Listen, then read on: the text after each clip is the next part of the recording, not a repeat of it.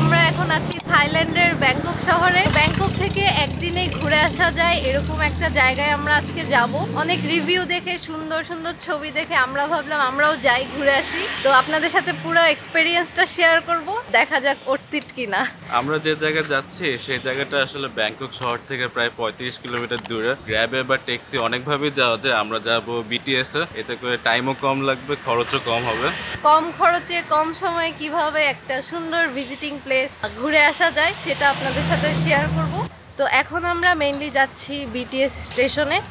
একটু সামনে হেঁটে গেলেই পেয়ে যাব। মেট্রো রেলে উঠবো, সেখানে গিয়ে তারপর আমরা জার্নি শুরু করব।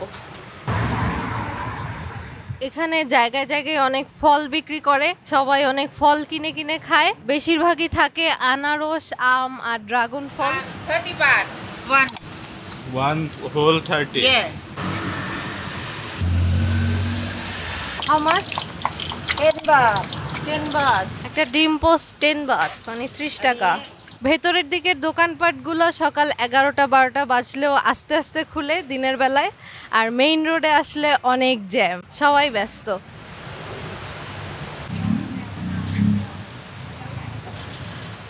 এখানে অনেক মজার মজার নাস্তা বানায়। এক প্যানকেক হাউ মাচ? 10। মজার ডিমের প্যানকেক। তো আমরা এখন আছি সুকুমবিট এরিয়ার নানা বিটিএস এ। যেখানে আমরা আছি ওইটাকে ইয়েলো মার্ক করা থাকে, ইয়েলো মার্ক করা। তো আমরা আজকে যাব এই দিকে করে সবচেয়ে লাস্ট স্টপেজ যেটা খেহা, সেখানে যাব।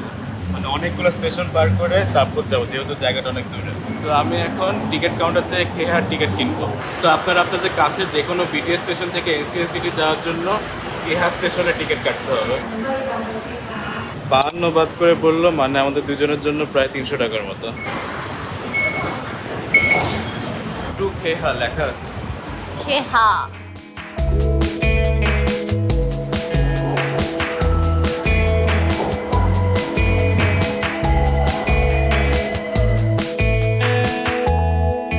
ব্যাংককে আমাদের সবচেয়ে সুবিধা হয়েছে বিটিএস ইউজ করে। শপিং মল বা এখানে সেখানে যাওয়ার জন্য টুকটুক বা ট্যাক্সির চেয়ে এটা অনেক ফাস্ট পৌঁছানো যায়, তাই বেটার। এর জন্য বিটিএস স্টেশনের কাছেই হোটেল চুজ করা ভালো। লাস্ট স্টপেজে নামলাম, এই জন্য আস্তে আস্তে পুরো ট্রেন খালি হয়ে গেছে। যে কার্ডটা দিছিল এটা জাস্ট সিঙ্গেল জার্নির জন্য, এখন এটা ওদের মেশিনে ইনসার্ট করে চলে যেতে হবে। আমরা লাস্ট স্টপেজে এসে নামলাম, তাই ট্রেন পুরো খালি হয়ে যাচ্ছিল। তো আমরা কয়েকজন এসেই নামলাম। আর এখানে লোকালরা সবাই মাস্ক পরে থাকে ট্রেনের মধ্যে, বাট কয়েকজন যারা ট্যুরিস্ট আছে তাদেরকে কিছু বলে না। হ্যাঁ, ট্যুরিস্টদের জন্য আসলে কোনো রেস্ট্রিকশন নেই। তো এখন আমরা আবার লেগুনায় উঠে এখান থেকে মেইন স্পটে যাব। এই যে লেগুনা স্টেশন থেকে নামলেই ancient city 10 Baat per person sharing. Sharing. এখান থেকে কয় মিনিট লাগতে পারে? শিওর না আমি, বেশিক্ষণ না মনে হয়, 5 কিলোমিটার, 15 মিনিট লাগতে পারে, 10-15 মিনিট। এমনিতে আমাদের ট্রেনে আসতে প্রায় 45 মিনিটের মতো সময় লাগছে। গাড়ি দিয়ে আসলে কিন্তু আরো অনেক বেশি সময় লাগবে।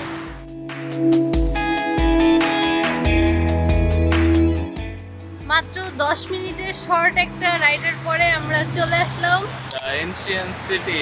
ঢুকতে যে গেটটা, এই গেটটাই অনেক সুন্দর, রাজকীয় রাজকীয় একটা ভাব আছে। আর এই জার্নিটাও অনেক সুন্দর, মানে ব্যাংকক শহর থেকে বের হয়ে এত দূরে আস্তে আস্তে এক একবার পথে এক এক রকম সিনারি দেখছিলাম আমরা। লেগুনায় উঠে আবার এক এক রকম রাস্তা। মানে মেইন ব্যাংকক সিটির সেই উঁচু উঁচু বিল্ডিং গুলো ছাড়াও ব্যাংককের যে আরো একটা রূপ আছে, এদিকে এসে সেটা আমরা বুঝতে পারছি। নতুন জায়গা এক্সপ্লোর করছি, এরকম অভিজ্ঞতা। দেখছো গেটের এটা কত বড়। এখানে এন্ট্রি কিন্তু ফ্রি না, টিকিট কেটে ঢুকতে হয়। আমি আসার আগে এখানকার টিকিট করে আসছি। কিভাবে করে আসছি সেটার প্রসেসটা আপনাদের বলে দিচ্ছি। টিকিট আমি অনলাইনে বুক করেছি ক্লুক অ্যাপের মাধ্যমে। এই অ্যাপটা নর্মালি অনেক প্লেসের টিকিট পাওয়া যায়। এই অ্যাপ থেকে এনশিয়েন্ট সিটির টিকিট আমি 50% ডিসকাউন্টে পেয়েছি। পার পার্সন $10 মতো পড়ছে। রিসেপশন থেকেও টিকিট করা যায় ইজিলি, তবে অনলাইনে করে ডিসকাউন্ট পাওয়া গেল। অনলাইনের বুকিং কনফার্মেশন ডকুমেন্ট দেখানোর পরে টিকিটটা দিয়ে দিল। এই মিউজিয়ামের রাস্তা টোটাল হলো 26 কিলোমিটার বা 200 200 একর ল্যান্ড সাইজ, যেটা পায়ে হেঁটে কভার করা সম্ভব না, তাই গলফ কার্ট, ট্রাম আর ই বাইকের ব্যবস্থা আছে। 4 জনের জন্য গলফ কার্টের রেন্ট হচ্ছে 350 বাত পার আওয়ার, আর আমরা 2 জনের জন্য ই বাইক নিলাম 250 বাত 3 ঘন্টার জন্য। বাইক নেওয়ার জন্য সিকিউরিটি ডিপোজিট হিসাবে 500 বাত দিতে হলো, এছাড়া পাসপোর্টও দেওয়া যায়। Buy some souvenir. You can go to number 10. Souvenir shop. Yeah. And there is a restaurant here. This one has a Thai buffet. Food. Yeah, for food. And also this one, but it has a hut. There is a dish. There are 5 sections that I recommend for the first one here. The second one, number 27. Third one, number 110. And number 45 here and 32 here are closed. Close. Reception থেকে আমাদের একটা map দেওয়া হলো, মিউজিয়ামে map ধরে বুঝেও দিচ্ছিল ভিতরে কোথায় কি আছে, কোন পয়েন্ট ফেমাস, কোন পয়েন্ট অফ, এইসব। সো আমরা আমাদের ইলেকট্রিক বাইক নিয়ে নিলাম, উনি আমাদের ইনস্ট্রাকশন দিয়ে দিচ্ছে কিভাবে চালাতে হবে। ওয়ার্ল্ডের লার্জেস্ট আউটডোর মিউজিয়াম থেকে সবাইকে ওয়েলকাম। আমরা এখন ভিতরে ঢুকে পুরাটা এক্সপ্লোর করব। আরো যারা টুরিস্ট আছে সবাই ইলেকট্রিক বাইক নিয়ে ভিতরে ঢুকে যাচ্ছে, একসাথে জার্নি শুরু করছে এরকম লাগছে। সো এক্সাইটেড, ভিতরে যাই চলো। কি বাইক এটা, আমি নিচে। বাইক চালাই তো মজা এখানে। এখানে হচ্ছে এটা অনেক বড় এরিয়া, কত 26 কিলোমিটার বললো।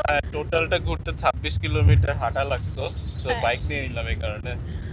কারণ হেঁটে হেঁটে এত বড় এরিয়া আবার ঘোরা সম্ভব না। অনেক সুন্দর রাস্তা, ওয়াও, সামনে অনেক অনেক কিছু দেখা যাচ্ছে। বাট অলরেডি আমি বাইকে চড়ে এক্সাইটেড, আমি নিচে বসে আছি এরকম ফিল হচ্ছে আমার। এটা হলো ইলেকট্রিক বাইক, নর্মাল তেলের না, ইলেকট্রিক বাইক। আমি এখন যেখানে দাঁড়ায় আছি সেটা হচ্ছে এই রোডের প্রথম টেম্পল পরে। তো এই জায়গাটায় মেইনলি থাইল্যান্ডের সমস্ত ট্যুরিস্ট অ্যাট্রাকশনের ঐতিহাসিক সব জায়গার রেপ্লিকা এরকম একটার পরে একটা সাজানো। তো আমরা এই জায়গাগুলোই দেখবো, এই জায়গাগুলো সম্পর্কে জানবো। এখানে দেখলাম অনেকেই স্টাডি ট্যুরে আসে, বাসে করে করে অনেক বাস ভর্তি ট্যুরিস্ট আসতেছে। তো আমরা এখন এরকম ভাবে পুরোটা জায়গা ঘুরে দেখবো।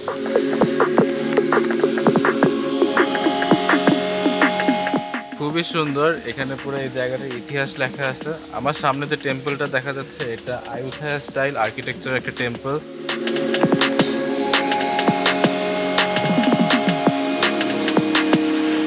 সো একটু সামনে আগালে এখানে 3টা টেম্পল একসাথে, এদিকে একটা সুন্দর ব্রিজ করা 2টা টেম্পলের মাঝখানে। এই জায়গাটাও সুন্দর।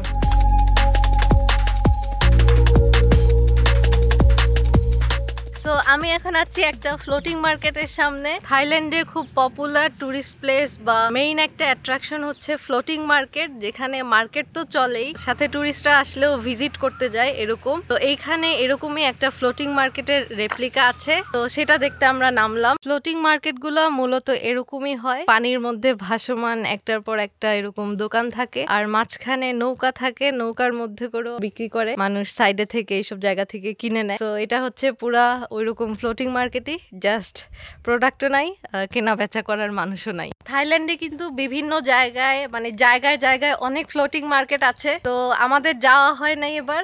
তো এই প্রথম এরকম ফ্লোটিং মার্কেট দেখছি। আমার কাছে এই জায়গার সবগুলা জায়গার মধ্যে এটা এখন পর্যন্ত অনেক বেশি ভালো লাগছে। তো এই জায়গায় আসলে ফ্লোটিং মার্কেটটা ভিজিট করবেন, খুবই ইউনিক, মানে খুবই সুন্দর। আমার খুব সুন্দর সুন্দর ছবিও আসছে এখানে, মানে চারপাশের এরিয়া পুরাটাই সুন্দর। আর এখানে পানির মধ্যে মাছ আছে, একটু পরপর লাফালাফি করে।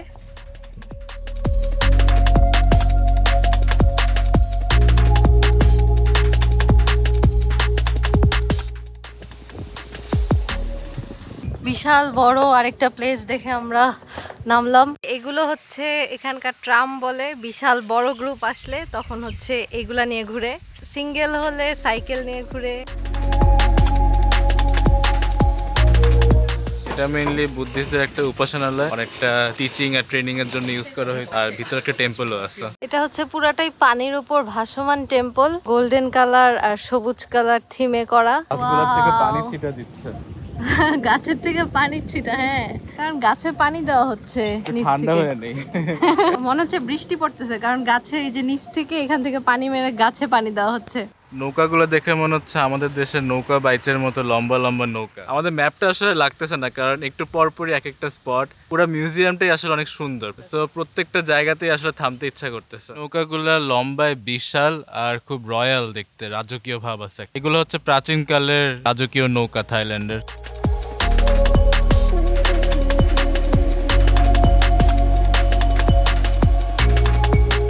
তুমি তুমি কি রেস্ট মুডে চলে গেছো? আমি বসে বসে বাতাস খাচ্ছি ছায়ার মধ্যে। এত স্পট দেখতে দেখতে টায়ার্ড হয়ে গেছি মনে হচ্ছে। ড্রাগনের ফাউন্টেন পেলাম, সবার মুখ থেকে মনে হচ্ছে আগুনের মতো পানি বের হচ্ছে। অনেক সুন্দর এটা, পানির ছিটাগুলো গায়ে লাগতেছে, ভালো লাগতেছে। ওয়াও, এই রাস্তাগুলাই এত সুন্দর। মানে এই রাস্তার মধ্যে বাইক চালায় মনে হচ্ছে এই জার্নিটা, এই রাইডটাই বেশি মজার, এনজয় করার মতো। এখানে এই যে খাওয়ার রেস্টুরেন্ট আছে, ঠান্ডা কিছু খেতে পারি আমরা। চলো। Coconut how much? 50 Baat. Smoothie নে, চলো। ম্যাঙ্গো স্মুদি নিব আমরা। এখানে এই যে কোকোনাট গুলো ফ্রিজে রেখে দেয় ঠান্ডা ঠান্ডা দেওয়ার জন্য। ডাবের পানি নিলেও হচ্ছে 50 বাত, ফ্রেশ জুস নিলেও হচ্ছে 50 বাত। 3 জন বা 4 জনের গ্রুপ আসলে হচ্ছে এইরকম অটো টাইপ গাড়ি নিয়ে ঘুরে। আল্লাহ, এই যে এরকম রাস্তার মধ্যে মহিষ হাঁটে ছাড়া, এটা বাধাও না, ইচ্ছা মতো হাঁটছে আর ঘাস খাচ্ছে।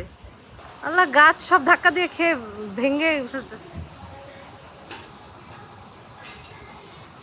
এত ঠান্ডা, এত রিফ্রেশিং, আর এত বেশি পরিমাণে দিছে, এটা শেষ করতে করতেই মনে হচ্ছে আধা ঘন্টা চলে যাবে।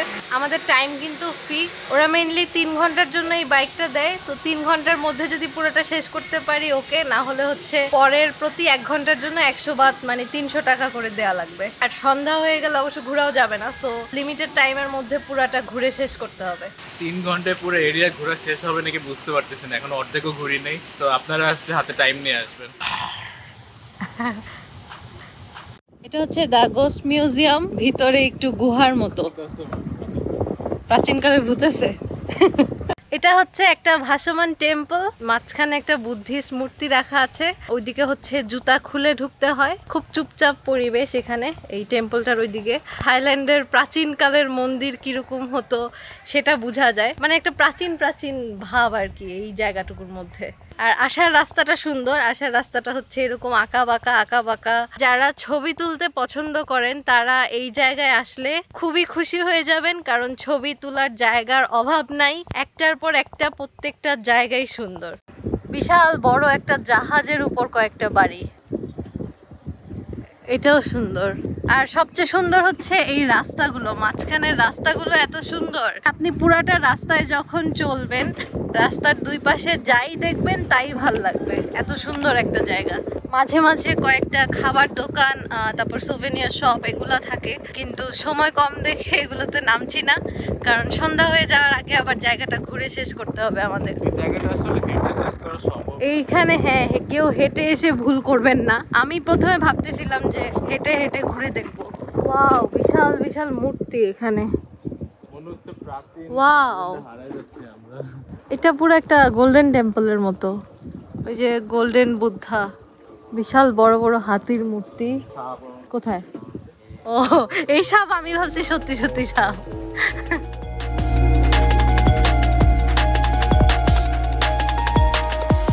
কিছু জায়গা আছে আবার এমনি ফটো স্পট লেখা, মানে জাস্ট এই জায়গাটায় শুধু ছবি তোলার জন্য এরকম। এখানে আরো কনস্ট্রাকশনের কাজ হচ্ছে, সামনে হয়তো আরো নতুন কিছু বানাবে। ওই পাহাড়ের উপর হাতির চিহ্ন দেওয়া, হাতি আছে মনে হচ্ছে। অল্প একটু জায়গায় বিশাল বড় একটা পাহাড়ের মতো ডামি পাহাড় বানানো আর কি। বাইরে থেকে দেখতে রিসর্টের মতো মনে হচ্ছিল, কাছাকাছি এসে দেখি এখানে টয়লেটের ব্যবস্থা, পরিষ্কার পরিচ্ছন্ন মডার্ন টয়লেট।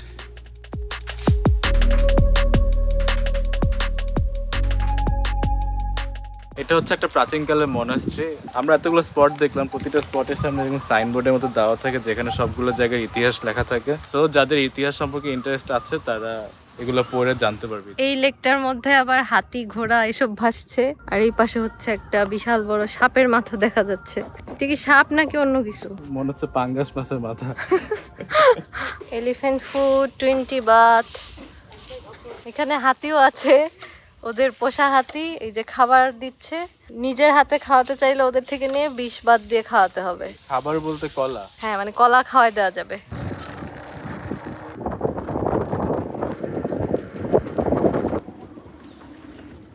তো আমাদের সব মোটামুটি ঘুরে দেখা শেষ। এখন আমরা বাইক রিটার্ন করে এসে এক জায়গায় খেতে বসলাম। তো এখন পাশে এখানে কয়েকটা খাবার দোকানই আছে, একটায় বসে পড়লাম।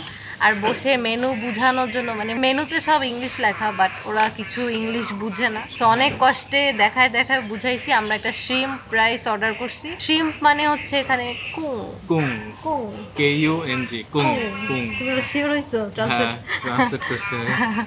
ট্রান্সলেটরে বাবা শিওর হইছে, দেখে বলছে কুং কুং। উনি শ্রিম্প বুঝে না। এই যে উনি হচ্ছে রান্না করতেছে, এখানে দেখা যায় ওদের সব জায়গায় কুকিং গুলা হচ্ছে ওপেন থাকে, সো দেখা যায় কিভাবে রান্না করতেছে। সুন্দর একটা স্মেল আসছে। ও, খাবারের খুব সুন্দর একটি স্মেল আসতেছে। এটা হচ্ছে আমাদের কুং রাইস, উপরে হচ্ছে একটা ডিম পোস্ট দিয়ে দিছে, আর সাথে হচ্ছে ফিশ সস দেওয়া। পানি নিয়ে আসলাম, সাথে আবার একটা স্ট্র দিল। আর আমি আর ওয়েট করতে পারতেছি না এই খাওয়া দেখে, কি সুন্দর একটা স্মেল আসতেছে। এখনই খেয়ে শেষ করে ফেলবো গপ গপ করে। এই ফিশ সসটা অনেক মজা, থাইল্যান্ডে অনেক জায়গায় এটা পাইছি, খুবই টেস্টি, হালকা স্পাইসি। সাদা ভাতের সাথে মিশিয়ে খেতে এটা অনেক ভালো লাগে।